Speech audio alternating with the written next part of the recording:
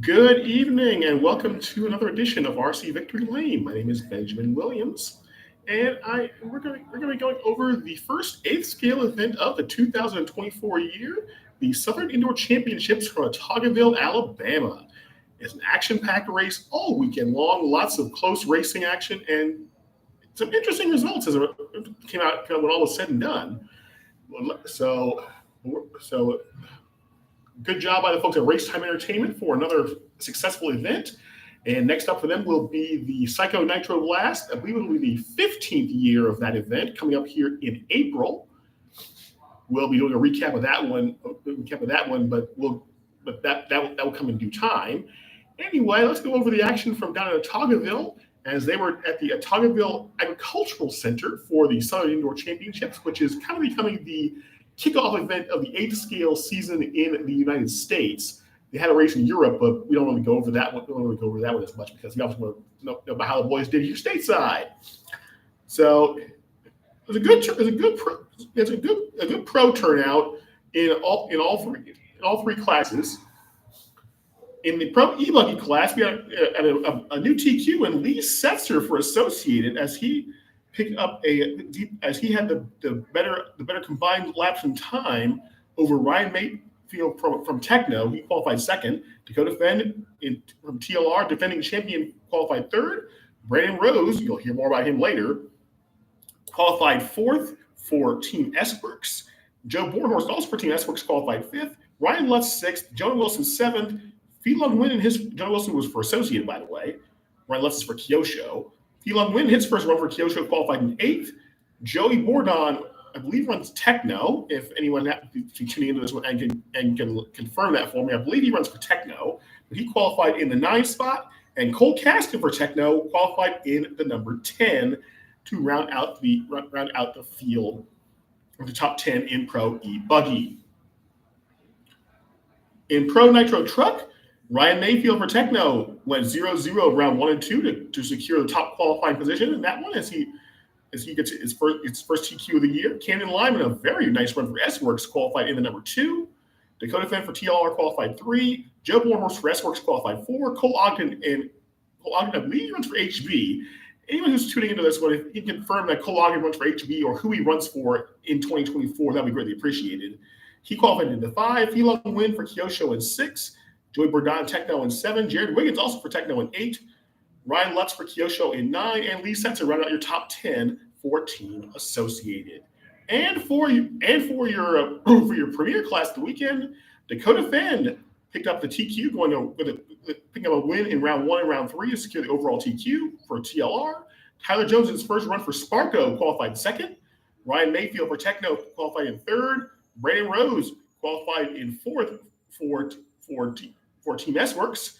Lee Setzer for Associated qualified in the number 5. Jerry Wiggins for Techno was in 6. Joe Bornhorst for S-Works was in 7. Mason Fuller also for S-Works in his first run for them after moving over from HB, qualified in the 8.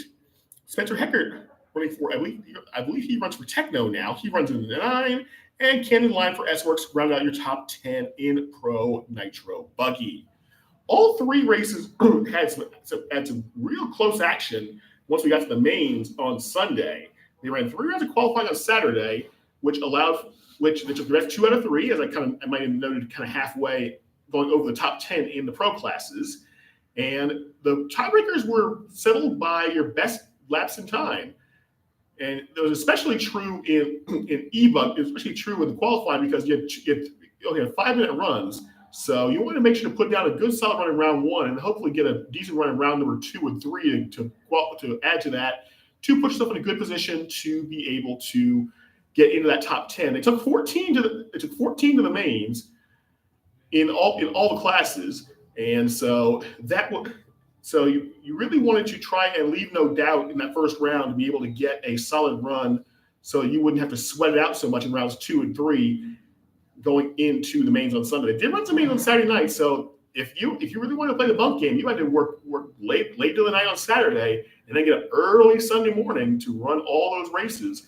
Didn't really see anybody making a significant bump run over the course of the weekend, but at these racing limits are very large, so you have to think that someone's gonna pull off a big run, just like I believe it was Brendan Bartlett, I believe it was, who did that. I think bumped 5 times, or was it 6 at DNC? I think it was in 2022, and probably one of the performances in the history, one of the great performances in the history of the event. We'll talk more about DNC here a little later on, but let's go ahead and go to our main events.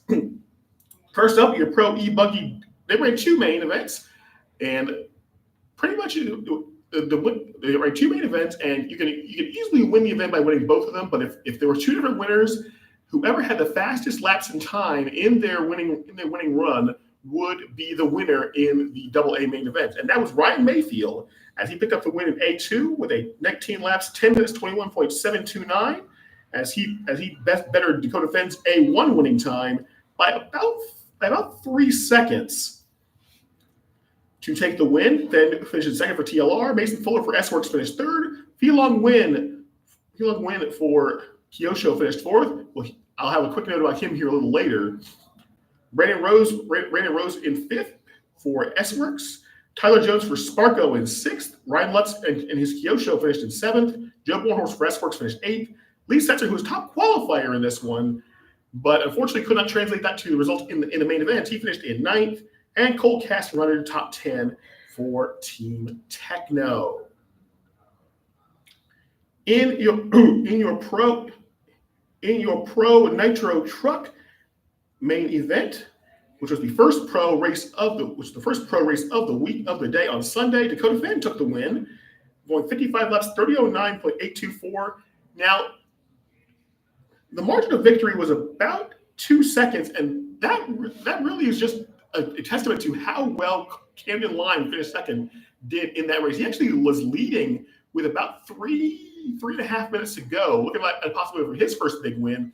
But a couple of bobbles allowed Fenn to get by, and then he was able to keep a pretty decent gap the last 3 minutes of the race and pick up the victory. His second straight win in the Pro Nitro Truck division. Lime finished second for S-Works. Ryan Mayfield took third for Kyosho. Top 3 all finishing on the same lap. Fee-Long Win with a solid run in fourth, as he finishes a lap down in fourth with a 54:30.601. Spencer Hackett for Techno finished in fifth, 54:30.18. Joe Bornhorst for S-Works finished in sixth, 54:30 laps, 30 minutes, 21 seconds. Mason Fuller for S-Works finished in seventh, 54 laps, 30 minutes, 26 seconds. Ryan Lutz for Kyosho finished in eighth, 54 laps, 30 minutes, 30 seconds. Cole Caston for Techno finished in ninth, 53 laps, 30 minutes, 0.056. And Joey Bourdon running top 10, 53 laps, 30 minutes, 0.887. Lights back on, there we go. As I said last week, hopefully in the future we'll have a decent recording spot where we won't have to keep resetting the lights every few minutes, but we'll see how that goes. The rest of your field in Pro Nitro Truck, Brandon Rose finished 11th, Cole Ogden 12th, Adam Drake 13th, Jonah Wilson 14th, Cade Burnett 15th, Jared Wiggins 16th as he fell out at 13:30. Cade Burnett fell out at 21 and a half minutes into the main. And running your field, Lee Setzer, he fell out at 24 laps, 13:53 to run shotgun on the field. Not a great run for the Associated driver, but at least you can say he had TQ in one of the races. And the last of the major pro races of the weekend was probably the feature race, and that was Pro Nitro Buggy. And probably one of the surprises, the first real surprise of the year, the first surprise in quite a while, Brandon Rose gets his first win, his first feature win, as he takes the win by about a lap over Dakota Fenn. Brandon Rose running for Team S-Works, Dakota Fenn for TLR in second. Mason Fuller for S-Works in third, so 1-3 for S-Works in the Pro Nitro Buggy main. Outstanding job for Tim Lime and the boys there at Team S-Works. Ryan Mayfield finishes fourth. Tyler Jones in his first outing for Sparko finishes in fifth, about 2 laps off the leader. Ryan Lutz for Kyosho finishes in sixth. Fee-Long Win right behind his teammate Lutz in seventh in his first outing for Kyosho. Joe Bornhorst for S-Works in eighth. Joey Bourdon in ninth for Team Techno. And Adam Drake for Mutant Siki round out your top 10. Great job for the longtime racer and engine guru for those of you who follow him on YouTube. Rest of the field in the Pro Nitro Buggy A main, Spencer Heckert in 11th, Cole Caston in 12th, Lee Setzer in 13th, Jonah Wilson 14th, Cade Burnett in 15th, Camden Lime with a rough go of things as he falls out with about 5 minutes to go, finishing in 16th, and Jerry Wiggins out early as he only goes 13 laps to take 17th in the Pro Nitro Buggy A main. I want to give a quick call out. You mentioned Felong Win as he had a very solid run in his Nitro classes, but really anyone who's been on YouTube knows that he's best known for an epic pass at the Silver State Nitro Challenge in 2022 with his electric truck. Well, once again, Felong goes out and shows why he is the best in the business in the electric trucky class as he gets both A1 and A2 to take the win over Hunter King, Michael Rinke, Peyton Puckett, Wyatt Lawson, Aiden Ridgway, Brandon Campbell, Jeff Stanford, Sean Salter, and Mike Lopez. So congrats to Felong for getting himself another e-trucky win. Hopefully he can translate that to his Nitro results as Felong is probably the youngest pro in the business right now, but he is easily one of the fastest out there. He just needs to put a few things together, and I think you'll hear a lot more of him over the course of the next few years, especially considering we're going to a World's year. So I'm interested to see if he runs the junior class or if he decides to take a step up and maybe make it into the championship final for Nitro Buggy when they head down to Brazil later on this year. That's gonna do it. Before we go, I want to give a quick call out to a friend of mine on Facebook, Tyler Hooks. He is often heard as the number 2 man to Scotty Ernst on some of the live RC broadcasts.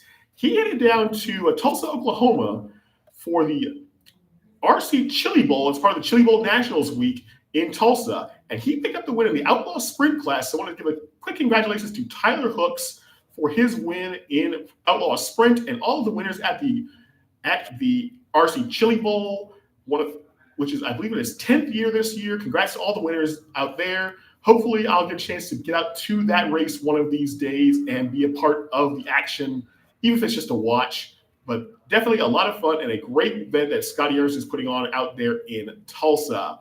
Our next recap will come here in about 2 months' time, as we're going to be recapping the 25th anniversary Dirt Nitro Challenge from Paris, California. We'll be here in Charlotte. We're doing the recaps for you, unless someone just wants to sponsor me and get me out to that race. That would be greatly appreciated. So if anyone watches the VOD of this one later and is able to maybe sponsor me to be able to get out there to Paris to be a part of the festivities for the 25th anniversary, I will greatly appreciate it.